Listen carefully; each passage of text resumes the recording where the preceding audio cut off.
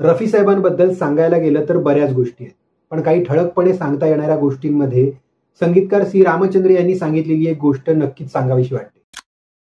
C Ramchandra म्हणतात, रफी माझ्याकडे गात आलाय त्यावेळेचे गायक कुंदनलाल सैगल हे नव्या गायकांचे आदर्श असायचे. बरेच गायक त्यांच्या गायनाची नक्कल करायचे, पण रफी कोणाचीही नक्कल न करता सुरुवातीपासून स्वतःच्या आवाजातच गात आलाय.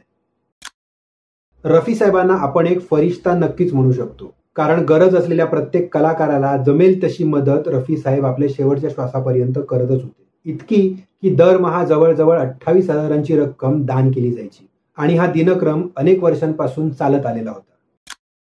रुग्णसेवा करण्यासाठी सुद्धा एक डायलिसिस मशीन परदेश दौऱ्यावरून भारतात आणण्याचा रफी साहेबांचा विचार होता, जेणेकरून गोरगरिबांना डायलिसिस मशीनची सेवा मोफत उपलब्ध व्हावी म्हणून ती मशीन एखाद्या इस्पितळाला दान करण्याचाही विचार रफी साहेबांचा होता. आयुष्यभर शांत स्वभाव आणि आपल्याबद्दल वाईट बोलणाऱ्याविषयी मनात कोणत्याही प्रकारचा आकस न ठेवणे हे रफींच्या स्वभावाचं अजून एक वैशिष्ट्य. याबद्दल सांगण्यासारखा एक जबरदस्त किस्सा आहे जो आपण पुढच्या एका भागात नक्कीच सांगणार आहोत. ज्येष्ठ निर्मात्यांकडे गाताना रफी साहेब कधीच व्यवहाराच्या गोष्टी करायचे नाही. मानधनाचं जे पाकिट मिळेल त्यात ते समाधानी असायचे. किशोरदांसोबत गाणं म्हणजे आज हसण्याचा दिवस असं रफी साहेब सर्वांना सांगायचे, कारण किशोरदा रेकॉर्डिंगच्या वेळी वेगवेगळ्या गमती जमती करायचेच आणि सर्वांना हसू आवरायचं नाही.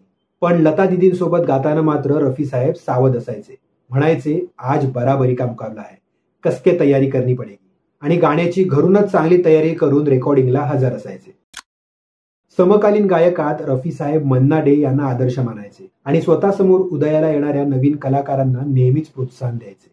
मी अगोदरच सांगितल्याप्रमाणे रफी साहेबांबद्दल सांगायला गेलं तर खूप काही आहे, पण या व्यतिरिक्त जर तुमच्याकडे वेगळी काही माहिती असेल तर आम्हाला कमेंटद्वारे नक्की कळवा. आणि आजची माहिती आवडल्यास लाईक, कमेंट, शेअर करा. चॅनलला सबस्क्राईब करून बेल आयकॉन प्रेस करायला विसरू नका. पुन्हा भेटूच एका नव्या भागात एका नव्या ऑफबीट गोष्टीसोबत. धन्यवाद.